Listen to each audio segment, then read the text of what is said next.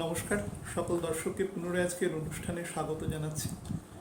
যেটা পূর্বে আলোচনা করছিলাম, যে টপিকটা নিয়ে এখন আলোচনা করব সেটা হচ্ছে মঙ্গলের কম্বাসন, অর্থাৎ কম্বাস্ট হয়ে যাওয়া। প্রথম বুঝতে হবে কাকে কম্বাস্ট বলে, কেন গ্রহ কম্বাস্ট হয়।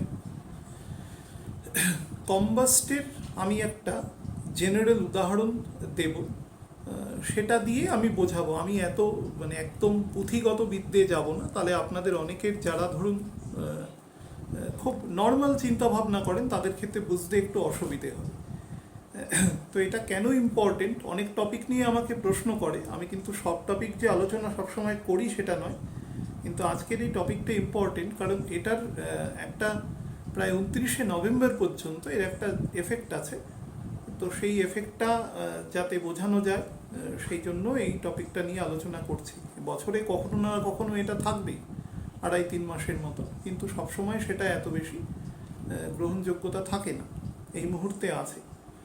তো যাই হোক, আলোচনা শুরুর আগে যেরকম আপনাদের বলি যে শেয়ার এবং সাবস্ক্রাইব করবেন, এবং প্রয়োজন মনে করলে শেয়ার করবেন বেশি, যাতে লোক দেখতে পায় যারা অ্যাকচুয়ালি ইন্টারেস্টেড।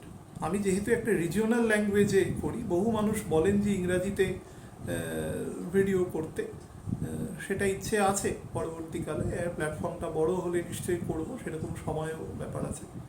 বাট রিজিয়নের মধ্যেই চেষ্টা করবে যাতে মানুষ একটু দেখতে পায়, সেটার ব্যবস্থা করা। তো মঙ্গল অ্যাকচুয়ালি কম্বাস্ট কাকে বলে সেটা আগে আপনাদের একটুখানি সংক্ষেপে বলে নিই। মনে করুন রাত্রিবেলা আমাদের দেখবেন এখন রাস্তায় প্রচুর হাইমাস্ট ল্যাম্প আছে, বা বিয়ে বাড়িতে অনেক হ্যালোজেন আছে, সেরকম যেটা যেভাবেই ধরুন। সেই লাইটগুলো সাধারণ আমাদের ঘরে যে রাত্রিবেলা যে টিউব লাইট বা বিভিন্ন রকম বাল্ব টাল্ব জ্বলে তার থেকে অনেক বেশি পাওয়ারফুল, দিনের মতন আলো করে দেয় একেবারে। বা এই হাইমাস্ট যে ল্যাম্পগুলো এখন রাস্তার দেখবেন গুরুত্বপূর্ণ চৌমাথাগুলোতে লাগানো রয়েছে, এগুলোতে দেখবেন একদম দিনের মতন আলো করে দেয়, এত আলো যে অকস্মাৎ আপনার মনে হবে আপনি হয়তো দিনের বেলায় যাচ্ছেন, চোখ বন্ধ করে যদি ওখানে গিয়ে হট করে খোলে। কিন্তু সেই লাইটটাকে যদি জ্বালিয়ে রাখা হয় এবং আপনি যদি ওখানে দাঁড়িয়ে থাকেন বেশ খানিকক্ষণ মানে অন্তত 10-12 ঘন্টা, হয়তো রাত্রি 10টা থেকে সকাল 8টা পর্যন্ত, যেই না সকাল হবে দেখবেন এই লাইটগুলো আস্তে আস্তে উদাও হয়ে যাবে অটোমেটিক্যালি, লাইটগুলো আর থাকবে না। লাইটগুলো কি নেই? লাইটগুলো আছে, কিন্তু এত পাওয়ারফুল একটা লাইট আছে ভগবান যাকে সৃষ্টি করে দিয়েছেন এই সৌরজগতের জন্য, তার লাইটের কাছে কোনো লাইটই খুব একটা এফেক্টিভ নয়। আকাশে যখন মারাত্মক মেঘ করে একদম কালো হয়ে যায়, বা গ্রহণের সময়ও যখন আমরা, বিশেষ করে সূর্যগ্রহণের সময়ও কিছুক্ষণের জন্য সূর্যকে যখন আমরা পুরোপুরি দেখতে পাই না, সেই সময়েও যতটুকু আলো থাকে সেই আলোটাও অনেক। আমি একটা নর্মাল দিনের কথা বলছি, আপনি দেখতে পাবেন না সেই আলোটা। আবার যদি দাঁড়িয়ে থাকেন ওখানে অনেকক্ষণ, দেখবেন আস্তে আস্তে যত সন্ধে হচ্ছে সেই আলোর তীব্রতাটা বাড়ছে। তো অ্যাকচুয়ালি কি হলো, যেটা ন্যাচারাল আলো সেটাও কমে যে গেল না? পৃথিবীটা যেহেতু নিজের অক্ষের চারিদিকেও ঘুরছে, তো ঘুরতে ঘুরতে আমাদের যতটুকু সময় দেওয়া রয়েছে প্রকৃতি দ্বারা নিয়ন্ত্রিত এবং ঈশ্বর দ্বারা নির্মিত, সেখানে আমাদের 12 ঘন্টা স্প্যান দেওয়া রয়েছে। আমরা মোর অর লেস অ্যাভারেজ আমরা এই সময়টা দিন হিসাবে পাই, বাকিটা রাত হিসাবে পাই, পৃথিবীর সবাই তাই পায়। তো সেই সিচুয়েশনটায় আমরা কি দেখব না, একদম আলো। আবার ঠিক যখন রাত হয়ে যাবে তখন ওই আলোটার পাওয়ার বেড়ে যাবে, অর্থাৎ যেটা হাইমাস্ট লাইট বা হ্যালোজেন যাই বলুন না কেন, আর সূর্যের যে আলো ছিল সেটা কোথায় যেন হারিয়ে যাবে। এই ব্যাপারটাই হচ্ছে অস্তমিত হওয়া অ্যাকচুয়ালি। আমি খুব সোজা ভাষায় বললাম, যেটা অ্যাস্ট্রোলজির ভাষা সেটা খুব জটিল ভাষা, জটিল গণনা আছে। কেউ যদি পার্সোনালি জানতে চান সেটা আলাদা ব্যাপার, কিন্তু এর থেকে সহজ ভাষায় আমার ক্ষমতা নেই বোঝানো। তো মঙ্গল কি হয়, মঙ্গলের সব প্ল্যানেটেরই একটা নিজস্ব আলো আছে। দেখতে পাবেন আকাশে আমরা যেগুলো খালি চোখে দেখতে পাই, শুক্র তো দেখতেই পাই, মঙ্গলও দেখতে পাই, অনেক সময় বৃহস্পতিও দেখতে পাই কিছু কিছু রাশিতে অবস্থানকালে। তো সেগুলোকে আমরা কেন দেখতে পাই? সেগুলো জল জল করছে বলে দেখতে পাই, বা জল জল না করুক অন্তত তার তো একটা ডিমার্কেটিং জায়গা আছে, সেজন্য দেখতে পাই। জল জল জায়গাটা কোথা থেকে আসে? এই লাইটটা আসে সূর্যের থেকে, সৌরজগতের মধ্যে অবস্থানকারী গ্রহ। তো সূর্যের আলো তার উপর গিয়ে পড়ে, আমরা পৃথিবী থেকে দেখতে পাই, স্বাভাবিক ব্যাপার। সেইখানে যদি আমরা থাকতাম বৃহস্পতি বা মঙ্গলে, তাহলে পৃথিবীকেও আমরা এরকম দেখতে পেতাম, হয়তো পেতাম, বা টেলিস্কোপের সাহায্যে বা যাই হোক। তো এই কখনো কখনো প্ল্যানেট যখন সূর্যের একটা নির্দিষ্ট ডিগ্রির মধ্যে এসে যায়, সব প্ল্যানেট কি? হ্যাঁ, সব প্ল্যানেট। সূর্য ব্যতিরেকে, রাহু কেতুকে আমি এর মধ্যে ধরছি না, সূর্য ব্যতিরেকে সবাই, অর্থাৎ সানের যখন অ্যাম্বিয়েন্সের মধ্যে এসে যায় কোনো প্ল্যানেট, এই জন্য বলি না যে রাজার ঘর দিয়ে যখন যায়, দেখবেন রাজার ঘরে কেউ তুঙ্গ হতে পারে না। কেন পারে না? আপনি রাজার ঘরে গিয়ে কি করবেন? রাজা ইজ দ্য হেড, সেখানে কেউ প্রধান নয়। তার যখন অ্যাম্বিয়েন্সের মধ্যে আপনি চলে আসবেন, এই অ্যাম্বিয়েন্সটা একটা ডিগ্রিগত মেজারমেন্ট আছে, সেটা নিয়ার অ্যাবাউট মঙ্গলের ক্ষেত্রে 16.5 ডিগ্রি, অর্থাৎ 16.5 ডিগ্রি আগে এবং 16.5 ডিগ্রি পরে। আমি কিন্তু খুব টেন্টেটিভ হিসেব বলছি, যারা খুব অ্যাকিউরেসিতে বিলিভ করে তারা কিন্তু ভিডিওটা দেখে যে একদম অ্যাকিউরেট হিসেব পাবেন তা নয়। আমি ব্যাপারটা বোঝানোর চেষ্টা করছি প্রথমে, তারপরে ইম্প্যাক্টটা নিয়ে আলোচনা করব, যেটা আমার মেন উদ্দেশ্য। তো মঙ্গল যখন রবির, মনে করুন মঙ্গল একটা জায়গায় বকরি ছিল। মঙ্গল কোথায় বকরি ছিল? না, মঙ্গল গত বছর মীন রাশিতে, মেষ রাশিতে গিয়ে বকরি হয়েছিল, তারপরে মীন রাশিতে নেমে এসছে। ততক্ষণে রবি কিছুটা এগিয়ে গেছে মঙ্গলের থেকে। তো রবি এগিয়ে গেছে, এবার মঙ্গল আস্তে আস্তে, মানে রবি পেছনে ছিল, তো মঙ্গল পাস করতে করতে, ওখানে তো দীর্ঘদিন ছিল, প্রায় 5.5 মাস মতন সময় মীন এবং মেষ মিলিয়ে মঙ্গল অবস্থান করেছে গত বছর। তো সেই সময় রবি পেছন দিক থেকে অনেকটা এগিয়ে এসছে। তো এই সময় কি হচ্ছে, রবি যখন, মানে মঙ্গল যখন অনেকটা এগিয়ে গেছে, মানে অ্যাকচুয়ালি রবির ভেলোসিটি তো সবসময় মঙ্গলের থেকে বেশি। রবির ভেলোসিটি নিয়ার অ্যাবাউট 1 ডিগ্রি। মঙ্গলের সব থেকে বেশি গতি, অ্যাভারেজ গতি দেওয়া থাকবে দেখবেন 37 মিনিট, কিন্তু আমি দেখেছি এখন মঙ্গলের আপনারা গতি মাপুন, দেখবেন গতিটা প্রায় 41-42 মিনিট, কিছু কিছু ক্ষেত্রে 44 মিনিটের কাছাকাছিও যায়, তার থেকে বেশি যাওয়া সম্ভব নয়, কিন্তু সেটা সবসময় রবির থেকে কম। মঙ্গল যে দূরত্বটা, অর্থাৎ কালপুরুষের 12টা ঘর অতিক্রম করতে নিয়ার অ্যাবাউট 1.5 বছর সময় নেয়, রবি সেটা 1 বছরে অতিক্রম করে। 360 দিন, আমরা বকলমা 365 দিন হিসেব করিনি। তো সেই হিসেবে রবি অ্যাকচুয়ালি মঙ্গলকে 2বার প্রদক্ষিণ করে নেয় বকরি থাকাকালীন। বকরি পার্টটাকে যদি আপনি কনসিডার করেন, তাহলে মঙ্গল প্রায় 2 বছর সময় নেয়। তো রবি প্রায় 2বার মঙ্গলকে প্রদক্ষিণ করে। তো এই সময় কি হচ্ছে, রবি মঙ্গলকে পুনরায় প্রদক্ষিণ করবে, অর্থাৎ মঙ্গলকে ক্রস করে চলে যাবে রবি। এখন রবি কোথায় আছে? না, রবি এখন সিংহ রাশিতে রয়েছে। এই কম্বাসনটা শুরু হয়েছে কবে থেকে? না, এটা শুরু হয়েছে 18 তারিখ সকাল থেকে, 18 অগস্ট থেকে, সকালবেলা থেকে শুরু হয়েছে। তখন রবি ছিল 1-1.5 ডিগ্রির মতন ছিল সিংহ রাশিতে, এবং সেই সময় মঙ্গল প্রায় তার থেকে 16.5 ডিগ্রি আগে ছিল। তার মানে ধরে নেওয়া যায় আর 17-18 ডিগ্রির মতো ছিল, 18 ডিগ্রির কাছাকাছি ছিল। তো এবার কি করবে, রবি আস্তে আস্তে আস্তে আস্তে, মঙ্গলও এগোবে রবিও এগোবে, কিন্তু দুজনের আপেক্ষিক গতিবেগটা রবির বেশি, 20 মিনিট করে বেশি অ্যাভারেজ। তো এই 20 মিনিট গতি কমতে কমতে কমতে কমতে যখন আবার 16.5 ডিগ্রি মতন ক্রস করে বেরিয়ে যাবে, তখন মঙ্গল থাকবে তুলা রাশিতে এবং রবি চলে যাবে তখন বৃশ্চিক রাশিতে। সেই সময় 29শে নভেম্বর এই ডিগ্রিটা যেই না ক্রস করে বেরিয়ে যাবে, তখন আবার এই অস্তমিত হওয়া মঙ্গলে সেটা কেটে যাবে, অর্থাৎ তখন কি হবে, আবার ওই দিনের বেলার, রাত্রিবেলার মতো, অর্থাৎ সূর্যটা তখন মঙ্গলের থেকে, মঙ্গলের সাপেক্ষে অনেকটা দূরে চলে যাবে, এবং মঙ্গলের আবার তেজটা দেখা যাবে যে না, ওরও একটা নিজের আলো আছে, আলোটা সূর্যেরই আলো, বা সমস্ত শক্তির সোর্স তো সূর্যই আমাদের সৌরজগতে, কিন্তু ও নিজেকে তবু অন্তত বলতে পারবে যে না দেখো, অন্তত আমার কিছু তো আলো আছে, যেটা রবি থাকাকালীন আমি সই করতে পারছিলাম। তো এই হচ্ছে অস্তমিত হওয়ার বেসিক জায়গা। এবার কি হয় অস্তমিত হলে? গ্রহ যখন সেটা, যে গ্রহ তার প্রকৃতি, মঙ্গলের প্রকৃতি কি না, মঙ্গলের প্রকৃতি আপনারা বহুবার আলোচিত হয়েছে, নিজেরাও জানেন। মঙ্গলকে আমরা ডিনোট করি অ্যাকচুয়ালি সেনাপতি হিসাবে, দ্য জেনারেল। মঙ্গল কি হয়? মঙ্গল এনার্জি।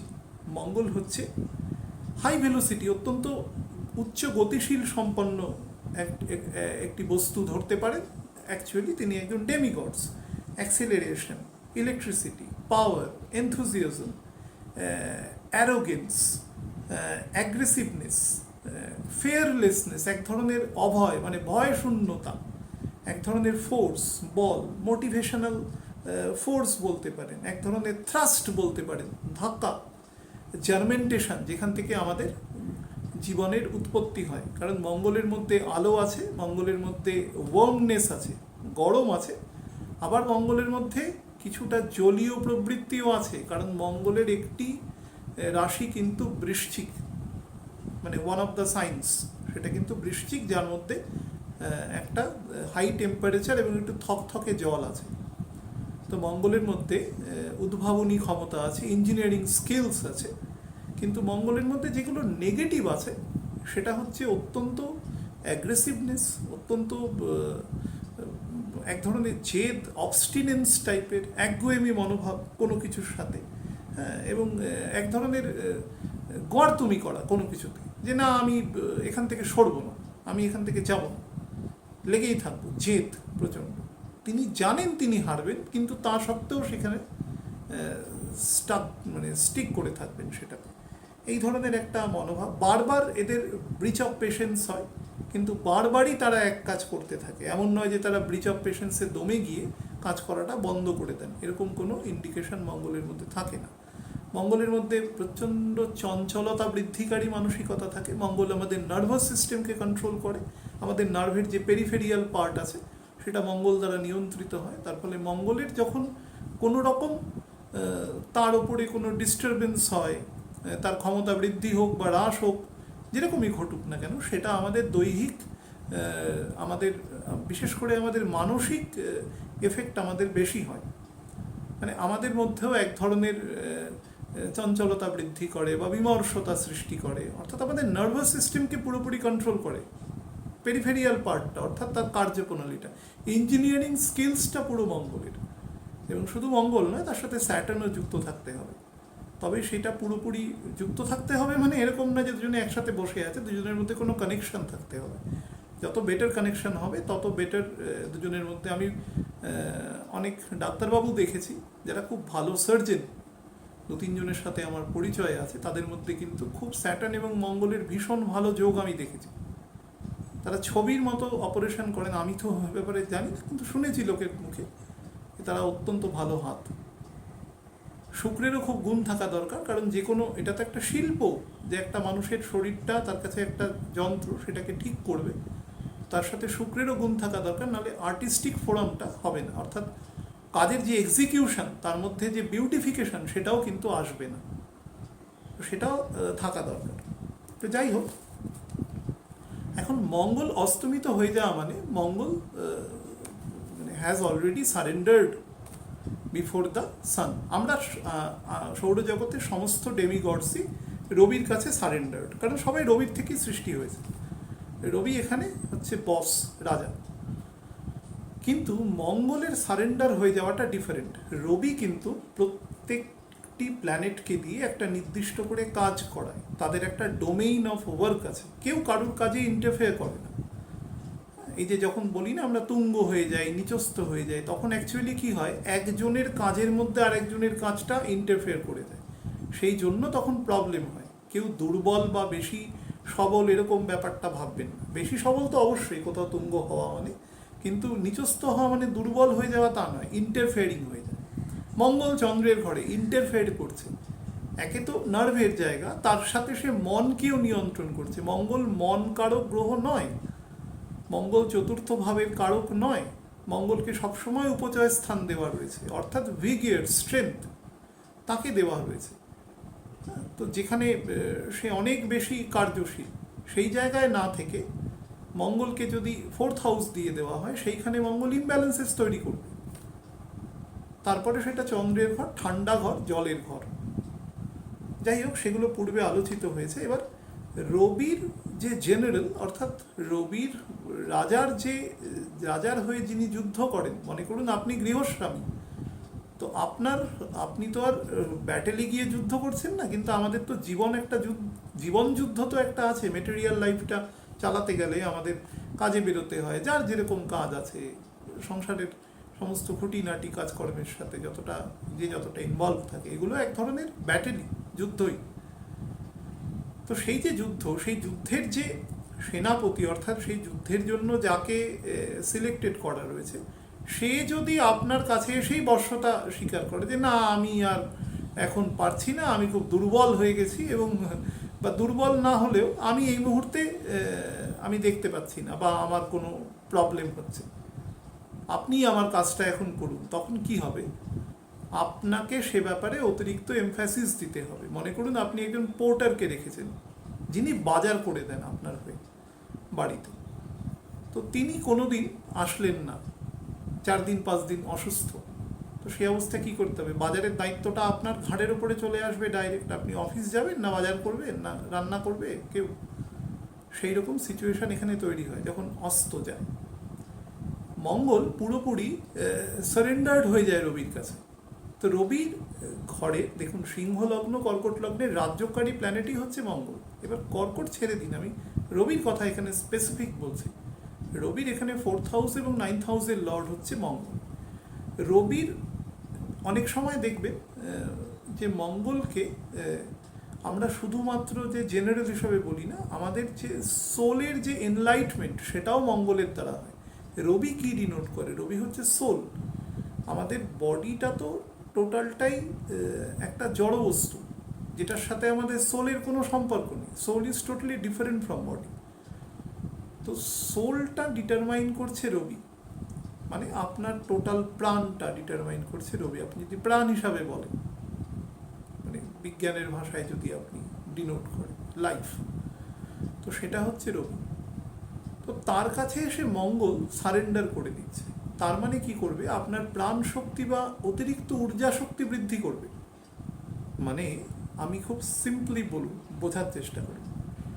সকালবেলা সেই যে বাজারের উদাহরণে আমরা চলে যাই, বাজারে একটা হাইমাস্ট লাইট জ্বলছে, দিনের বেলা 10টা বাজে, গনগনে রোদ। এবার মনে করুন ওই লাইটগুলো তখন যদি জ্বালিয়ে দিই বা নিভিয়ে দিই, খুব একটা এফেক্ট নেই, কেউ বুঝতেই পারবে না। কিন্তু লাইটগুলো যদি জ্বলে, দেখা যাবে যে দশমিকের পরে 10টা শূন্য, তারপরে 1% ওখানে ঔজ্জ্বল্য বৃদ্ধি করছে। হয়তো সেটা আমাদের সেই ক্ষমতাই নেই, আমাদের চোখের সেই ক্ষমতাই নেই সেটাকে ডিটারমাইন করা। নিভিয়ে দিলেও আমাদের অলমোস্ট একই রকম অভিব্যক্তি হবে, কিন্তু বৃদ্ধি করছে অবশ্যই। সেটা আমরা কখন বুঝতে পারবো? যখন সূর্যটা সানসেট হয়ে যাবে, সেই সময়। তো যখনই মঙ্গল এসে সারেন্ডার করবে রবির কাছে, তো আমাদের যে প্রাণ শক্তি সেটাকে বৃদ্ধি করবে। প্রাণ শক্তি বৃদ্ধি করার পেছনে পজিটিভ নেগেটিভ দুটোই আছে। মঙ্গল প্রাণ শক্তির কারক, কিন্তু রবির কাছে যদি সে সারেন্ডার্ড হয়ে যায়, রবি কিন্তু নর্মালি কাউকে নিজের কাছে অ্যাক্সেস দেয় না। রাজা সবসময় দূরে থাকে। রাজার কাজ হচ্ছে ইন্ডিকেটিভ, তুমি এটা করো, তুমি ওটা করো। অনেক সময় সে নিজেও বলে না, সে স্যাটার্নকে রাখা আছে, স্যাটার্ন তার ইন্ডিকেটিভ হইতে বলে দেবে। অনেক সময় নিজেও বলেন, অনেক সময় নিজেও বলেন না। তো সেই হিসেবে কিন্তু তার জেনারেল তার কাছে সে সারেন্ডার করছে যে আমি আর কদিনের জন্য একটু আমাকে নিষ্কৃতি দিন, আমি পারছি না এখন। তো সেই অবস্থায় তাকে সেই দায়িত্বটা পালন করতে হবে, অর্থাৎ রাজাকে ডিরেক্ট এক্সিকিউটিভের কাজও করতে হবে। নিজেকে ফিল্ডে নেমে তাকে ল অ্যান্ড অর্ডার কন্ট্রোল বা মানুষের যাতে কোনো রকম সমস্যা না হয়, সেই কন্ট্রোলটা তাকে নিজ হাতে করতে হবে। সেটাও একটা অতিরিক্ত বার্ডেন ফর রাজা, কারণ রাজা কখনো কাজ করে অভ্যস্ত নয়। রাজা হচ্ছে মস্তিষ্ক দ্বারা চলে। তিনি মস্তিষ্ক দ্বারা চিন্তা করবে, সেই চিন্তাটা তিনি বলবেন বা বলাবেন, সেই কাজটা এক্সিকিউটেড হবে। তার জন্য লোক রাখা আছে। তো সে তার মধ্যে একজন লোক, প্রধান একজন গুরুত্বপূর্ণ লোক, তিনি এসে বলছেন আমি পারবো না, তার কাজটা রাজাকে নিজেকে করতে হবে।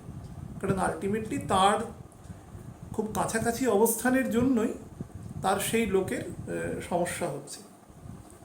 এটা হচ্ছে মেন ব্যাপার। মঙ্গল যখন লো পাওয়ার্ড হয়ে যায় বা আমরা যখন অস্ত যায় বলি, এটা অ্যাকচুয়ালি রবির মধ্যে যে প্রকৃতি, অর্থাৎ রবি কীরকম প্রকৃতির, সেলফ রেসপেক্ট, তার আইডেন্টিটি, তার ইগো, হ্যাঁ, তার প্রচণ্ড ইমোশনাল ফ্যাক্টর। ইমোশন কি কোনো ব্যক্তিগত নয়, জনস্বার্থে ইমোশন, সেটা রাজার তো সেটা সব থেকে হায়েস্ট ফোরামে রয়েছে, হায়েস্ট পিকে রয়েছে। তো সেই হিসেবে সেটা অত্যন্ত পরিমাণে বাড়িয়ে দেবে। তো যাদের মধ্যেই অ্যাবারেটিভ রবি রয়েছে, যারা যাদের হরোস্কোপ জানেন যে রবির সিচুয়েশন হরোস্কোপে ভালো নয়, বা বিশেষ করে আমি কতগুলো বলছি, মেষ লগ্ন, সিংহ লগ্ন, ধনু লগ্ন বা কুম্ভ লগ্ন যাদের আছে, তারা কিন্তু আরেকটি বলছি, সেটা হচ্ছে ভার্গ মানে কন্যা লগ্ন। এই 5টি লগ্নের ক্ষেত্রে স্পেসিফিক্যালি বলছি, এই সমস্ত লগ্নধারী জাতক জাতিকারা, তাদের যদি রবির অবস্থান হরোস্কোপে ভালো না থাকে, তাহলে এই 18ই অগস্ট থেকে 29শে নভেম্বর পর্যন্ত নিজের ইগো, নিজের হটি প্রাউডিনেসটাকে কমানোর চেষ্টা করবেন। এটা যেন একটা সাপ্রেসিভ স্টেজে থাকে, না হলে কিন্তু আপনার মধ্যে ইনসাবঅর্ডিনেশন তৈরি হবে, অত্যন্ত তার্কিক মেন্টালিটি তৈরি করবে, এবং যে কোনো ম্যাটারে আপনার মধ্যে একটা ফাইটিং জায়গাতে আপনি নিয়ে যাবেন, যে কোনো জিনিসকে একটা ব্যাটেল গ্রাউন্ডের দিকে নিয়ে যাওয়ার চেষ্টা করবেন। বিশেষ করে আপনি যদি বাড়ির গৃহস্বামী বা গৃহপত্নী আর কি, প্রধান বাড়ির চালিকা শক্তি, পুরুষ মহিলা যেই হতে পারে, তিনি যদি হন, তাহলে কিন্তু বেশি পরিমাণে এটা হবে। তাহলে আমি কতগুলো কন্ডিশন বললাম না, 5টা লগ্ন বলেছি। সেটা কি, মেষ বলেছি, সিংহ বলেছি, ধনু বলেছি, তার সাথে বলেছি কি না বর্গ বলেছি, কন্যা বলেছি, আর বলেছি আমাদের অ্যাকুয়ারিস মানে শনির মূল ত্রিকোণের ঘর, যেখান থেকে রবি সমসপ্তমে বসে থাকে। অ্যাকুয়ারিসও এখানে ভেরি মাচ ইম্পর্টেন্ট, কারণ এখানে কাছাকাছি বৃহস্পতিও এখন বসে আছে। তো কুম্ভ রাশিকেও আমরা এর মধ্যে ইনক্লুড করে নেব। এই 5টি লগ্নধারী জাতক বা জাতিকারা 1 নম্বর। 2 নম্বর হচ্ছে সেই সকল জাতক জাতিকাদের রবি যদি দুস্থানগত হয়। কি করে বুঝবেন না, আপনাদের হরোস্কোপ দেখবেন, আপনাদের তার সাথে নবাংশ দেখবেন, রেক্কান দেখবেন, দেখে দেখবেন যে রবির কি পজিশনে রয়েছে, রবি কোনো খারাপ গ্রহযুক্ত আছে কিনা, দৃষ্ট আছে কিনা, খারাপ কোনো নবাংশে বসে আছে কিনা। তাহলে আপনারা এই সময়টা নিজেদের ইগোকে কন্ট্রোল করবেন, নিজেদের ক্রোধকে কন্ট্রোল করবেন, নিজের টেম্পারমেন্টকে কন্ট্রোল করবেন, বাককে কন্ট্রোল করবেন। এবার আসি এই মুহূর্তের প্ল্যানেট পজিশনে। রবি মঙ্গল এই মুহূর্তে গোচর করবে কোথা দিয়ে, সিংহ রাশিতে, পুরো কন্যা রাশিতে। সেই জন্য দেখুন কন্যা রাশিকেও বলেছি, তুলা রাশিতে বেশিটা যাবে না, তুলা রাশির অল্প একটু যাওয়ার পরেই এই গোচরটা মানে এই যে ফরমেশনটা তৈরি হবে সেটা কেটে যাবে। আমি তুলাকে কেন বলিনি, তুলাকে এক্সক্লুড রেখেছি, তার কারণ হচ্ছে শুক্রের অবস্থান থাকবে এখানে, যদিও শুক্র কিন্তু বৃশ্চিক রাশিতে চলে যাবে, এবং এই শুক্রের ঘরে শনির দৃষ্টি আছে, 10ম দৃষ্টি আছে, থাকবে বকরি অবস্থায়, বকরি ত্যাগ করার পরে। তো এটা অনেকটা তুলা রাশির জায়গাটাকে কাটিয়ে দেবে। এবার আপনি বলবেন মীন রাশিতেও তো দৃষ্টি আছে শনি, মীন রাশিতে কাটাবে না কেন? মীন রাশি হচ্ছে শনির মূল ত্রিকোণের, শনির যে মূল ত্রিকোণ তার 2য় ভাব, আর শনির যে মূল ত্রিকোণ তার 12 ভাবে শনি বসে রয়েছে, তার ফলে সেই ভাবকে কিছুটা ক্ষতি করবে। নাম্বার 2, মীন রাশির যে অধিপতি সে মীন রাশির 12 বসে থাকবে, যদিও একাধারে ও একদম কুম্ভ এবং মকরের একদম লাইনে থাকবে বৃহস্পতি। 2 ডিগ্রিটাকে খুব একটা গ্রহণযোগ্যভাবে ধরা যায় না, কারণ ওই ডিগ্রিটা অলরেডি 2বারও ক্রস করেছে। তো সেই হিসাবে একবার ক্রস করেছে এবং আরেকবার ক্রস করতে চলেছে, 2বার ক্রস করে ফেলবে। তো সেই হিসাবে ওটাকে খুব একটা দৃষ্টিভঙ্গিতে আলাদা করা যায় না, ওটা অলমোস্ট কুম্ভ রাশির কাছাকাছিই থাকবে, কারণ মকরের গোচর বৃহস্পতি অলরেডি দিয়ে দিয়েছে। বর্তমানে যে গোচরটা দেবে সেটা 15%-এরও কম এফেক্ট দেবে, সে কুম্ভেরই অ্যাকচুয়ালি এফেক্টটা দেবে, এক্সটেন্ডেড এফেক্টটা দেবে। তো সেই দিক থেকেও মিনকে আলাদা করা যাচ্ছে না, মিনকে মানে রাখতেই হচ্ছে। তো তুলাকে না রাখার মানে এটা হচ্ছে ওয়ান অফ দ্য রিজন।